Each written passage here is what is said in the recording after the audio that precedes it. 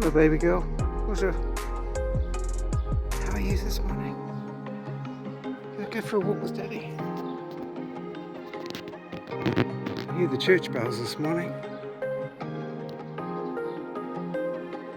The sun is struggling to come out.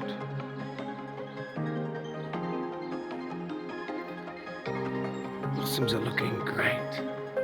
These are plum.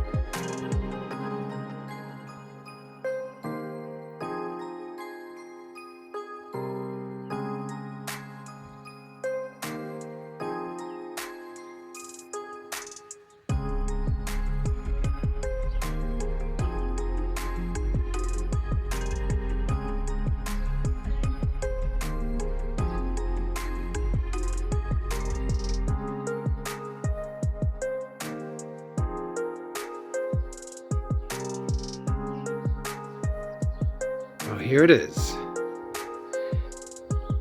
The orange tree's getting a haircut because I can't get the lawnmower underneath, and that makes everything a little bit difficult. But the lemons and the oranges, we'll go and pay our neighbours a visit. There's still plenty.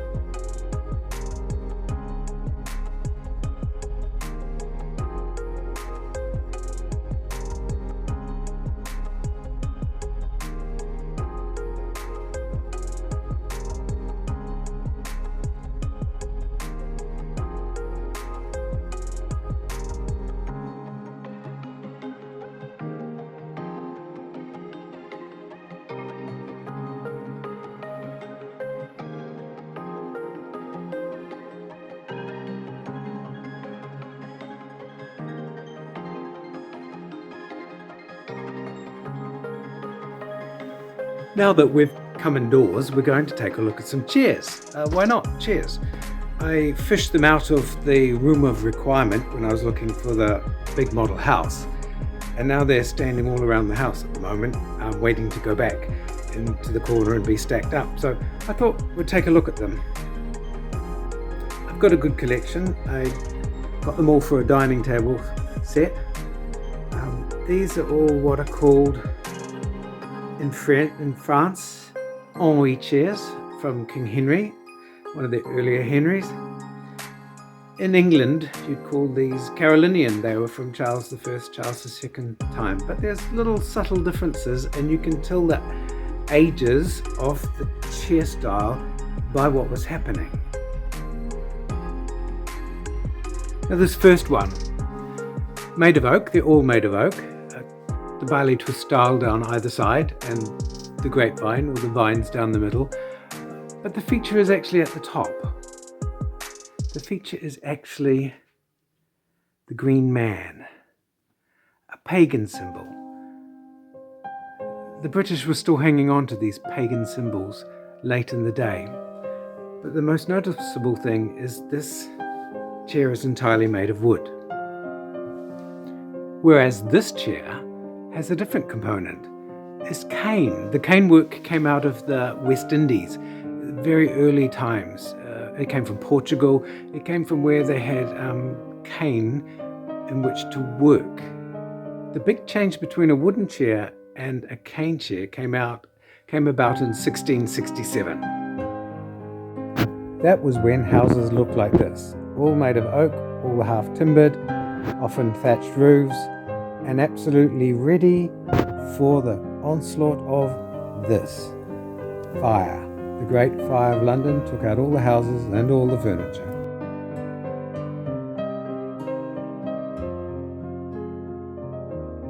The Fire of London used up all of the oak, so they started making more economical chairs, lighter, more dainty chairs with the use of this canework.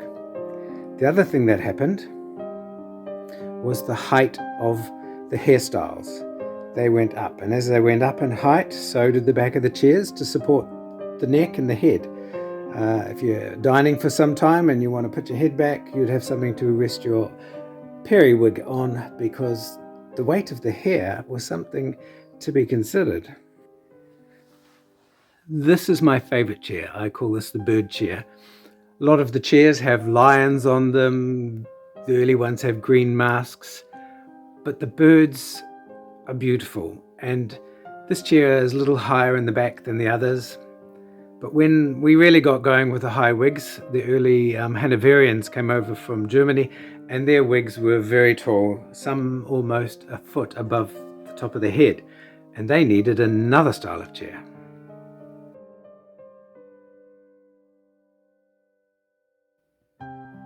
So now you can see it. Gone are the barley twists. In come a higher chair, way higher, to support the back and the head and the neck. Absolutely stunning. These are a Dutch or Flemish style of chair. They're now upholstered, and they have horsehair on the inside, and I reupholstered them the same, because if there's going to be a fire like the Great Fire of London in my house, what will kill you first is actually all the poly products that are in your couch. They vaporize and they are very highly toxic. So to actually have old smouldering pieces of furniture rather than something that's going to vaporize and kill you. This is a very Belgian, I know this chair was carved in Belgium. It's a very Dutch style, Germanic style. It came over, the style came over with the Hanoverians, the Prince of Orange. Amazing, amazing. I've got it sitting right next to an Elizabethan chair, Elizabethan table, but that's how it is. There you go. And how are you, little one, this morning? You good girl? Oh, yes you are. Give us a little wag. And yes, we have come inside to do the videoing today, because this is what's going outside. This is what's going on outside. Now these chairs, similar in style, look very Renaissance, but these are wholly and truly mid-1800s, 1850 to 1870. These two have beautiful carvings on them, but they really are Victorian. They were made in the neo-Renaissance, where everybody with new money wanted to look like they had old money, so they ran with the style. And these two, this pair, are exquisite. I've upholstered them in black. I like the dark look, and they go very well in the Haunted Mansion for Halloween, which is something we're about to get on to, because it does take a good 2 months to prepare.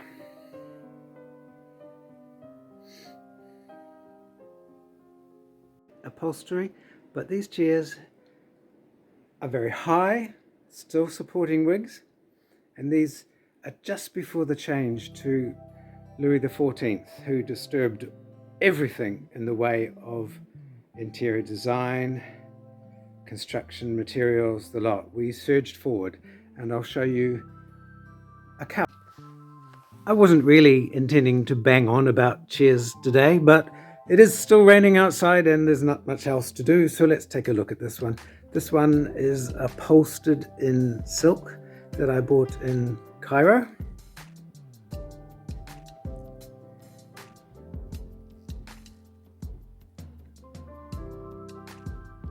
And I really like the style. It's light, it's dainty. It was made for women. It was made for their boudoirs or their little petite salon. And even the women servants could pick it up and carry it around. Exquisite, dainty in the detail. This is a little two-seater. And look, just look at that detailing. A little violin and fruits, a couple of tambourines. And this is the matching fauteuil, little single armchair. Absolutely beautiful. Stunning pieces. Well, it stopped raining. It's late afternoon.